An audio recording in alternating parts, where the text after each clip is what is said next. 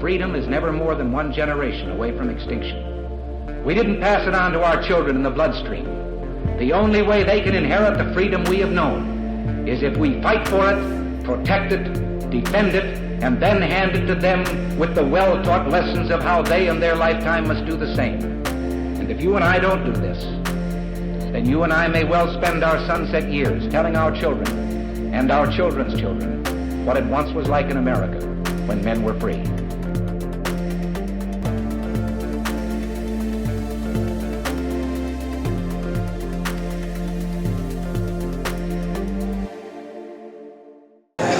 Hey everybody, Dan and Cheryl Todd here from Gun Freedom Radio, coming to you from the 2026 SHOT Show in fabulous Las Vegas. Absolutely. We love this show. We get to catch up with treasured friends that we don't get to see all the time and meet new friends and talk to people who are doing seriously amazing stuff all across this nation.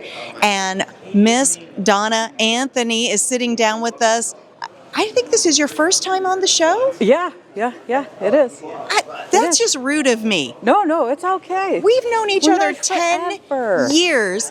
She does the most incredible stuff. Watch this. I'm going to take a big breath to get through all the things that Donna does. She's the chief of police in Chickaloon, Alaska. She's the owner of Point Blank Firearms and Self-Defense Training, brings 20 plus years of law enforcement experience and life-saving awards, and is running for the Alaska House in District 26. Yes, ma'am. Yes, ma'am. And I so glossed over, she sent me her CV and it was like, is this a phone book? Like, it was, you are so accomplished. I don't know how you have time to sleep. What that means is I'm really broken. Yeah. That's what that means after so many years of all the stuff we've done. Yes. Well, it's incredible, and you're incredible, and I'm so happy to have a moment of your time to introduce you to our audience and talk about some of the incredible things. And we met originally because you were working with Women for Gun Rights. Yeah. And that's what kind of led me into the politics now, too, after what we've learned. Wow. It's true. Yeah. I say Is that what that does? It does. Yeah. It did, because we saw some things when we went to D.C., and we started working at the local level, and then we're like, oh, we got some problems at the local level.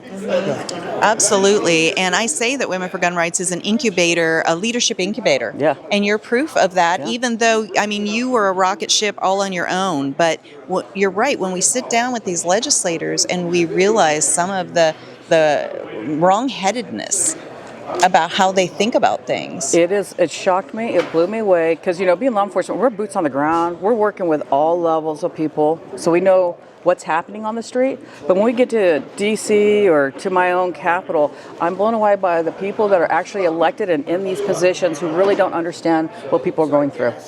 And I think that is so key because the individual is the powerhouse of our nation. It is. And it's the way it was designed, and too many of us have gotten complacent and we're not reaching out and letting our legislators know, our representatives, that's what they're called, our representatives. Yeah. And if we don't tell them how to represent us, we end up exactly where we are today.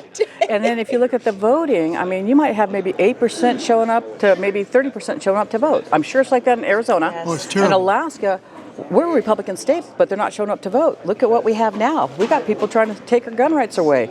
Coming up to Alaska, flying in, going to our capital, testifying about locking guns up, red flag laws, Operation Choke Point. Have you heard of that one? Oh, yeah, we've experienced it as firearms stores owners. Me too. You would think in Alaska that would not exist. You would think, but everybody owns a gun in Alaska, don't they? Alaska's on the map, and they are coming to Alaska because we're the last state. We're the last frontier.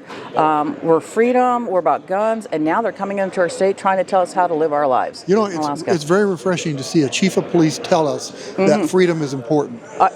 We took that oath to the U.S. Constitution, and I see people that are elected that are trying to tell law enforcement what we can and can't do.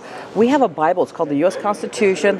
We have our it's our freedoms by following the U.S. Constitution. I'm not going to deviate that from anybody. So I'm going to tell this: if there's any police chiefs watching this, follow the U.S. Constitution, or you don't belong in law enforcement. Exactly. You just don't. Right. That's people trust us to take that oath and to protect the people, because the law is black and white. I don't look at if you're gay, black, straight. I'm going to follow the law. So no politician is going to tell me to do something different, such as DER or anything like this. Shocking what I'm seeing. Just shocking. I want to expand that a little bit. If you're a legislator and you don't follow the Constitution, get out.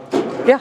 You know, but we not have just people in legislation that don't even know what the Constitution is, and they're trying to pass bills that are unconstitutional. We got people going after our gun rights, and it's the Second Amendment. They're in violation of it. Yes. You can't do these bills. They should be fired immediately. It's just too bad we can't do that. I like that, but if you vote, you can fire them. Yes. That's what we have And to educate.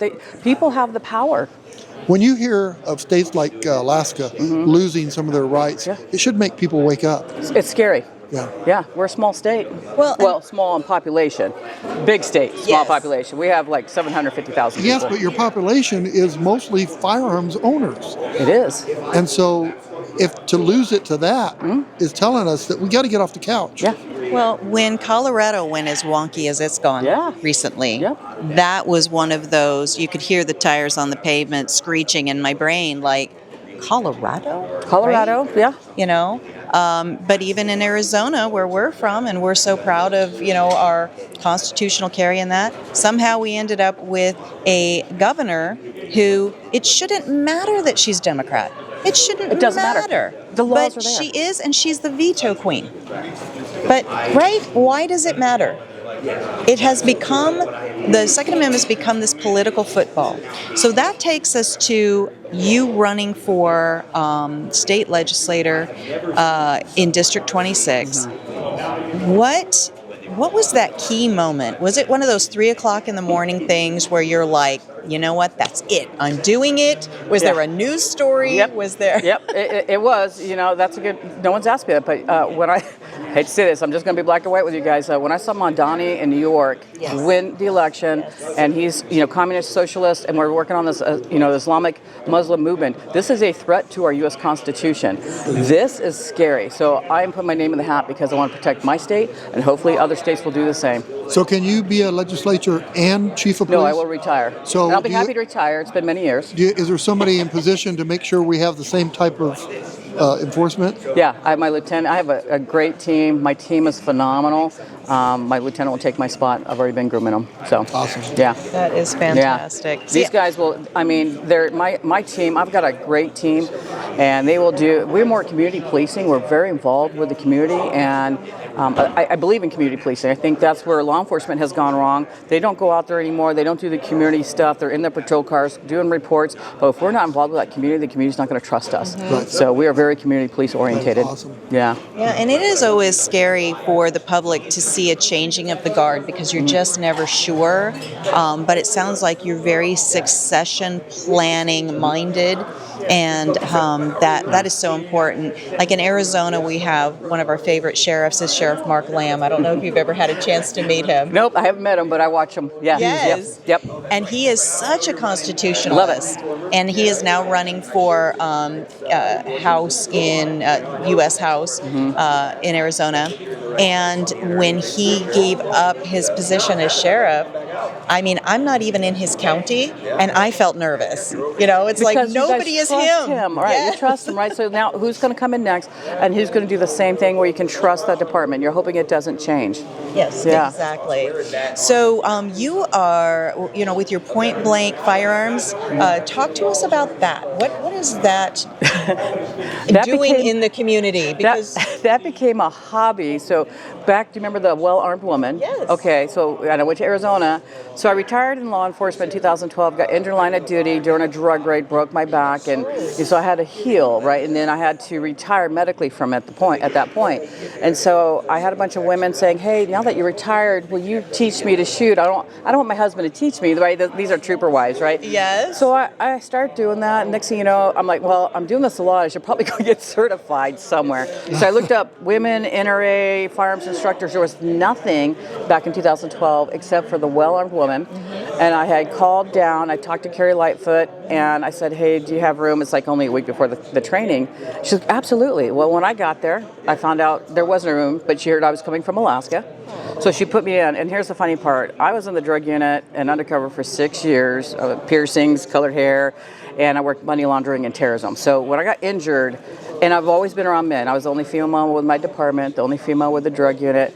So when I went down to Arizona to this training, thinking, okay, I'll get trained with some women, I walked in, everything was purple table, purple donuts, purple everything. I was sitting there rocking like I was PTSD, like, what did I sign up for? But this is not my world. That was not my world, but it really helped. I've met people like you along the way, but I learned law enforcement is not always the best way of training. And so now I enjoy training civilians and law enforcement, and civilians are training more than law enforcement right now because of our budgets. Our civilians are out there paying and training, and I see that more. So good on the civilians on the training.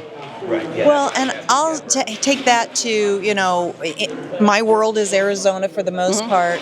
And, we have constitutional carry. Yep. So you can own and carry a firearm without any permission slips or anyone telling you have to. Thank you. You don't have to do any level of training to earn your right?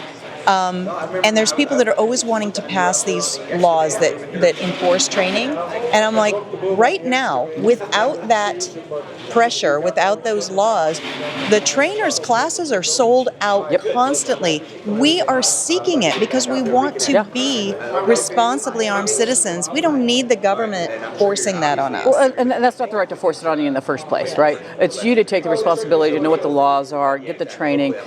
We knew back in the days you could do it when you were in school. Well, we took it out of school because guns are bad, right? So now we've scared people into that, but the training is really on the responsibility of the civilian, not the government. It is your Second Amendment right to have it. Yes. What you do with that is up to you, but you want to be an educated, responsible citizen. Yes. So take the training, but don't be forced by the government. Right. That's on you. Exactly. Because if the government forces it, it's going to be screwed up. It really is. I mean, anything the government does It's just more is money wrong. that you're giving to the government, and that's not their role. That is not government's role. And it's the Second Amendment. All they're doing is they need to stay away from our Second Amendment because it's already there. They're not going to not add more regulations, more laws. That's not their place with our Second Amendment. There's so many laws right now that are against the Second Amendment already, and it's terrible. We're just giving them away. Yeah. We're just giving our rights away. Yes. So tell us about the campaign. I have never run for office, and my daughter regularly kind of threatens my life. Let's just call it like it is. She's like, Mom, we don't need that evil in our world, right? Just swimming around in those shark tanks. It is. So, I mean, it requires money. It requires volunteers to knock doors for you, all that kind of thing.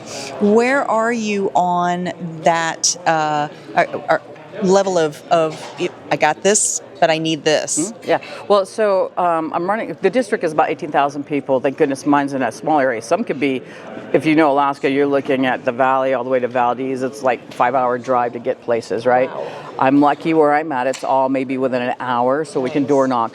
I'm born and raised in Alaska, and I've been in law enforcement for so many years. I've run many programs, nonprofits, never paid.